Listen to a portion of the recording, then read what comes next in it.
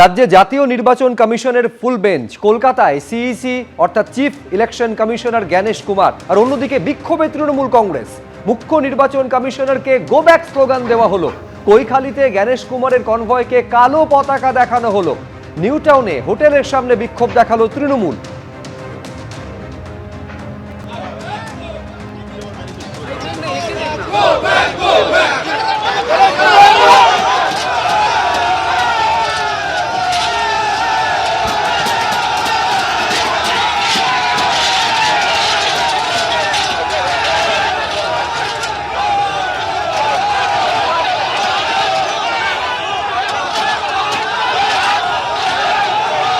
দেখতে পাচ্ছেন একেবারে তৃণমূলের তরফে বিক্ষোভ দেখানো হচ্ছে, ব্যারিকেড দিয়ে সেই বিক্ষোভ সামাল দিতে রীতিমতন হিমশিম খেতে হয় পুলিশকে।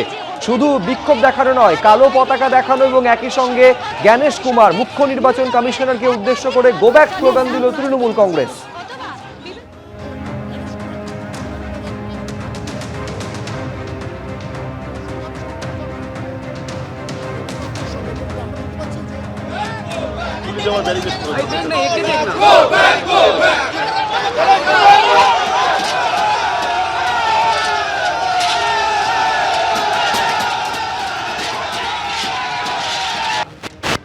কলকাতায় পৌঁছলেন জ্ঞানেশ কুমার। আমরা এই মুহূর্তে দেখতে পাচ্ছি ওয়ান বি দিয়ে বেরিয়ে যাচ্ছেন জ্ঞানেশ কুমার সহ পুরো ফুল বেঞ্চে 13 জন সদস্যের যে টিম, সেই টিম এই মুহূর্তে জ্ঞানেশ কুমার তিনি পৌঁছলেন।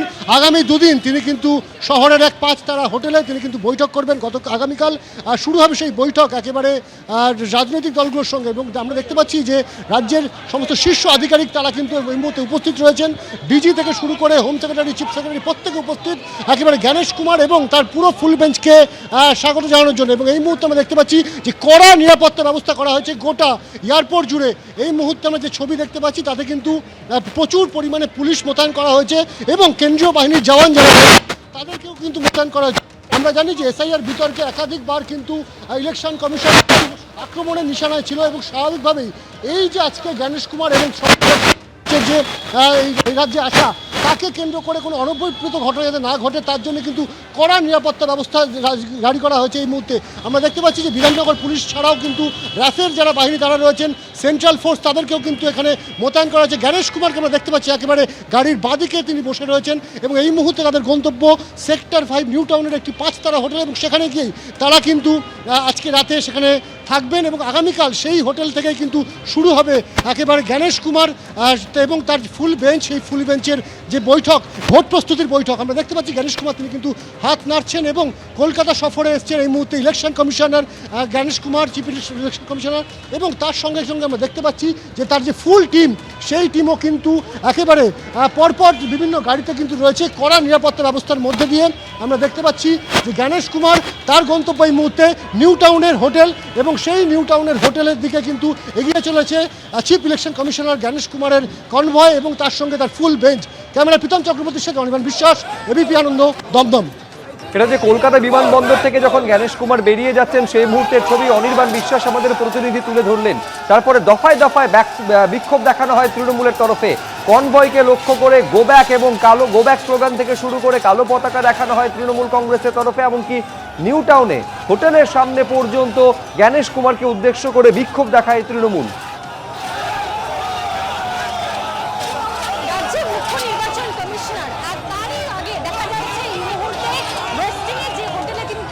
পুলিশকে রীতিমতো বেগ পেতে হচ্ছে তাদেরকে আটকানোর জন্য। তাদের মূলত যে বক্তব্য যে জ্ঞানেশ কুমার বিবেচনা না করেই একাধিক মানুষকে বিবেচনাধীন তালিকায় পাঠিয়ে দিয়েছেন। একাধিক মানুষ যারা নির্বিচারে এখন বিবেচনাধীন হয়ে রয়েছেন অথবা তাদের নাম বাদ গিয়েছে। এই প্রতিবাদে দেখা যাচ্ছে জ্ঞানেশ কুমারকে কালো পতাকা দেখে এই মুহূর্তে প্রতিবাদ জানাচ্ছেন তৃণমূলের কর্মী, সমর্থক এবং তারই সঙ্গে এখানকার যিনি বিধায়ক তাপস চট্টোপাধ্যায় তার নেতৃত্বে আসা একাধিক মানুষ যারা নিউ টাউনবাসী এবং যাদের নাম এই মুখ্য যে তালিকা বেরিয়েছে, প্রথম দফার যে তালিকা বেরিয়েছে সেই তালিকায় বিবেচনাধীন হয়েছে অথবা বাদ গিয়েছে। আমি দেখাতে বলবো দিব্যেন্দুকে ছবিটা, রীতিমতো গো ব্যাক স্লোগান এবং তারই সঙ্গে একের পর এক পোস্টার যাতে উল্লিখিত রয়েছে জ্ঞানেশ কুমারের নাম এবং তার সঙ্গে গণতন্ত্রের হত্যাকারী বলে তারা ঘোষিত করছেন জ্ঞানেশ কুমারকে। কালো পতাকা দেখিয়ে রীতিমতো প্রতিবাদ জানাচ্ছেন তারা। কি কারণে তাদের আজকের এই বিক্ষোভ এবং তার সঙ্গে আগামীকাল থেকে রয়েছে আশা কর্মসূচি জ্ঞানেশ কুমারের।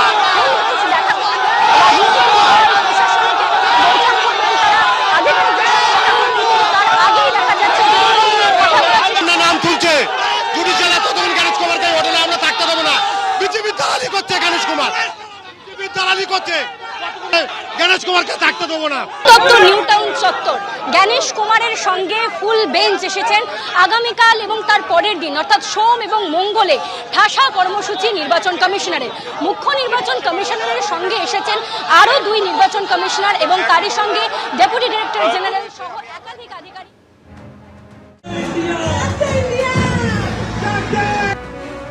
বুঝতেই পারছেন এটা একেবারে নরেন্দ্র মোদী স্টেডিয়ামের ছবি দেখছিলেন। আতশবাজির রোশটা আর হবে নাই বা কেন, তিনবার বিশ্বকাপ জয় টিম ইন্ডিয়ার, একেবারে দাপটের সঙ্গে জয় পেল ভারত। আমি সরাসরি চলে যাব, আমাদের প্রতিনিধি সৌমিত্র রায় রয়েছেন। সৌমিত্র, আমি দেখতে পাচ্ছি তোমার পেছনে যারা রয়েছেন টিম ইন্ডিয়ার সমর্থক, একেবারে অকাল হোলিতে তারা মেতে উঠেছেন।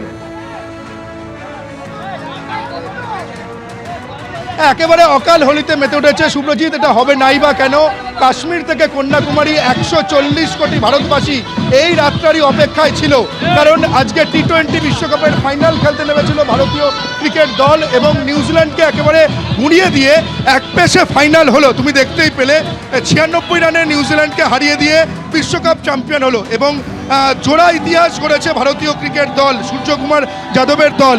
প্রথম ইতিহাস হচ্ছে যে প্রথম দল হিসেবে পরপর 2বার বিশ্বকাপ চ্যাম্পিয়ন হলো, টি-20 বিশ্বকাপ চ্যাম্পিয়ন হলো ভারত। এর আগে 2024 সালে, তারপর 2026 সালে পরপর 2বার বিশ্বকাপ চ্যাম্পিয়ন প্রথম দল হিসেবে, এবং প্রথম দল হিসেবে 3বার এই টি-20 বিশ্বকাপ চ্যাম্পিয়ন হলো ভারত, 2007 সালে, তারপর 2024 এবং 2026। খুব স্বাভাবিকভাবেই গোটা দেশে একেবারে ভারতীয় ক্রিকেট দলের এই চ্যাম্পিয়ন হওয়াতে, ভারতীয় ক্রিকেট দল এই বিশ্বজয় করার পর উচ্ছ্বাস উন্মাদনায় একেবারে মাতোয়ারা। যে ছবিটা তুমি দেখতে পাচ্ছ উত্তর কলকাতার ছবি, তুমি দেখো এখানে যে সমস্ত ক্রিকেট অনুরাগীরা রয়েছে তারা এই ভারত জেতার পর থেকে একেবারে অকাল হোলিতে জিতেছে। প্রত্যেকের মুখে তুমি দেখো ভারতীয় তেরঙ্গার রঙে আবির, প্রত্যেকের হাতে রয়েছে তেরঙ্গা, তারা নাচছেন এবং চাক দে ইন্ডিয়া গান চলছে। এবং খুব স্বাভাবিক এই ভারতীয় দল এই চলতি টি-20 বিশ্বকাপে যা পারফরমেন্স করেছে, একেবারে অসাধারণ পারফরমেন্স। একটা টিম হিসেবে ভারতীয় দল পারফরমেন্স করেছে, ব্যাটাররা যেমন পারফরমেন্স করেছে, বোলাররা সেরকম পারফরমেন্স করেছে। তুমি আলাদা করে কাউকে কিছু বলতে পারবে না, প্রত্যেকেই একেবারে নিজেদের সেরাটা দিয়েছে। এবং তুমি দেখো গৌতম গম্ভীরের এই দল, এই নরেন্দ্র মোদী স্টেডিয়াম, আহমেদাবাদের স্টেডিয়ামকে একটা আনলাকি স্টেডিয়াম বলা হচ্ছিল। তার কারণ তুমি জানো যে 2023 একদিনের বিশ্বকাপের ফাইনালে অস্ট্রেলিয়ার কাছে এই নরেন্দ্র মোদী স্টেডিয়ামে হেরেছিল ভারতীয় ক্রিকেট দল। তারপর এবারের যে টি-20 বিশ্বকাপ যে চলছিল তাতে দক্ষিণ আফ্রিকার বিরুদ্ধে এই স্টেডিয়ামে হেরেছিল। তার ফলে এই নরেন্দ্র মোদী স্টেডিয়ামে ফাইনাল হওয়াতে কিছুটা যেন শঙ্কায় ছিলেন, কিছুটা যেন ভয়ের মধ্যে ছিলেন ভারতীয় ক্রিকেট প্রেমীরা যে ফাইনালে কি হবে। কিন্তু সেই সমস্ত আশঙ্কাকে একেবারে উড়িয়ে দিয়ে ফাইনালে চ্যাম্পিয়ন হলো নিউজিল্যান্ডকে হারিয়ে দিয়ে, 96 রানে হারিয়ে দিয়ে চ্যাম্পিয়ন হলো ভারতীয় ক্রিকেট দল। এবং তুমি দেখো তারপরেই অকাল হোলি যেমন হয়েছে, তার পাশাপাশি এখানে আতশবাজি ফুটছে, অর্থাৎ অকাল দীপাবলিও শুরু হয়ে গিয়েছে গোটা দেশ জুড়ে। কাশ্মীর থেকে কন্যাকুমারী গোটা দেশ জুড়ে এই ভারতীয় ক্রিকেট দলের যে বিশ্বকাপ চ্যাম্পিয়ন হওয়া তার সেলিব্রেশন ইতিমধ্যেই শুরু হয়ে গেছে। এবং আজকের ফাইনাল তুমি যদি দেখো, এই নিউজিল্যান্ড দল কিন্তু ভারতের কাছে একটা কাঁটা ছিল। তার কারণ টি-20 বিশ্বকাপের ইতিহাস যদি আমরা দেখি, টি-20 বিশ্বকাপের পরিসংখ্যান যদি দেখি, এই নিউজিল্যান্ডের কাছে 3বার হেরেছিল ভারত। ফলে নিউজিল্যান্ড একটা কাঁটা ছিল, সেই নিউজিল্যান্ডকে একেবারে উড়িয়ে দিয়ে, দুর্মুষ করে দিয়ে একেবারে এক পেশে জয় পেয়েছে ভারতীয় দল। সেই সেলিব্রেশন শুরু হয়ে গেছে। আমার ক্যামেরা পার্সন সন্দীপ পাল তোমাকে যে ছবি দেখাচ্ছে, দেখো 8 থেকে 80 প্রত্যেকেই আনন্দ উচ্ছ্বাসের সাগরে তারা ভাসছেন, ভারতীয় দলের এই জয় তারা সেলিব্রেশন করছেন। এবং তোমাকে বলে রাখি যে এই যে এবারের টি-20 বিশ্বকাপে ভারতীয় দল একেবারে একটা দল হিসেবে পারফরমেন্স করেছে, ব্যালেন্স পারফরমেন্স করেছে।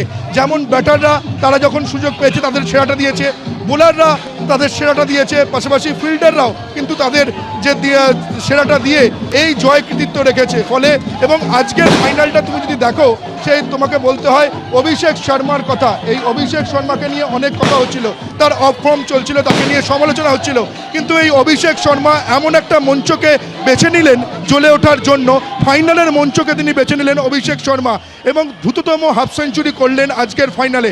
18 বলে 50 রান করলেন অভিষেক শর্মা, এবং এটা একটা রেকর্ড। টি-20 বিশ্বকাপে 18 বলে 50 করে রেকর্ড করলেন অভিষেক শর্মা।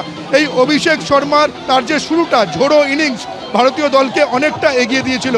তারপরে তুমি যদি দেখো, তারপরে ইনিংসের হাল ধরে সঞ্জু স্যামসন এবং ঈশান কিষান, তাদের ঝুড়িতে ভর করে সঞ্জু স্যামসন এবং ঈশান কিষান যখন ব্যাট করছিল, তাদের যখন ইনিংসে তারা যেভাবে ঝোড়ো ইনিংস চালাচ্ছিল দেখে মনে হচ্ছিল ম্যাচের হাইলাইটস দেখছিলাম। কারণ প্রত্যেকটা বলেই ভারতীয় দল দুজন প্রচণ্ড অ্যাটাকিং ক্রিকেট খেলছিল। ফলে ভারতীয় দলের আজকে ব্যাটাররা যে পারফরমেন্স করে 255 রান তোলে 20 ওভারে, সেই 255 রান বিশ্বকাপের ফাইনালের মঞ্চে অনেকটা রান। ফলে বিপক্ষ দল এই 255 রানের একটা রানের পাহাড় নিয়ে যখন তারা রান তারা করতে নামে, প্রথমেই তারা স্বাভাবিকভাবেই তারা চাপে পড়ে যায়। এই 255 রান তারা করতে নেবে। আজকের দিনে বোলাররা ব্যাটাররা তাদের কাজ করে যায়। বোলাররা তুমি যদি দেখো, জসপ্রীত বুমরা এই টুর্নামেন্টে বিশ্বকাপে দুর্দান্ত পারফরমেন্স করেছে, ফাইনালেও জসপ্রীত বুমরা দারুণ পারফরমেন্স করলো, তার সঙ্গে যোগ্য সঙ্গ দিয়েছে অক্ষর প্যাটেল, তার কথাও বলতে হয়। দুর্দান্ত বোলিং করেছে আজকে অক্ষর প্যাটেল। অর্থাৎ ব্যাটার এবং বোলারদের দুরন্ত কম্বিনেশনে আজকে টিম ইন্ডিয়া নিউজিল্যান্ডকে হারিয়ে দিয়ে বিশ্বকাপ চ্যাম্পিয়ন হলো। 2024-এর পর 2026-এ আবারও টি-20 বিশ্বকাপ চ্যাম্পিয়ন হলো ভারত। এখানে যারা রয়েছে তার সঙ্গে কথা বলে নেব এই নিয়ে। প্রথম দল হিসেবে ভারতীয় দল পরপর দুবার চ্যাম্পিয়ন হলো এবং 3বার টি-20 বিশ্বকাপ চ্যাম্পিয়ন হলো। তোমরা ইতিমধ্যে সেলিব্রেশন শুরু করে দিয়েছো, কতটা খুশি? অনেক অনেক আমরা জয় বাধ্য, মানে বাক্য হারিয়ে ফেলেছি। এত সুন্দর ম্যাচ, আমরা সকাল থেকেই বলেছিলাম নিউজিল্যান্ড জিততে পারবে না, আর সত্যিই পারেনি। ভারতবর্ষে ক্রিকেটে রাজ করেছে, রাজ করবে, রাজ আগামী দিন চালিয়ে থাকবে। বিশ্বকাপ, টি-20 হোক, 50-50 হোক, টেস্ট হোক, সব আমরা জিতবো। একেবারে দাপটের সঙ্গে এই জয় এবং সেই উল্লাস এবং উন্মাদনার ছবি ভারতীয় দলের সমর্থকদের দেখতে পাচ্ছেন। সৌমিত্র, আপাতত ধন্যবাদ। এবিপি আনন্দ, এগিয়ে থাকে, এগিয়ে রাখে।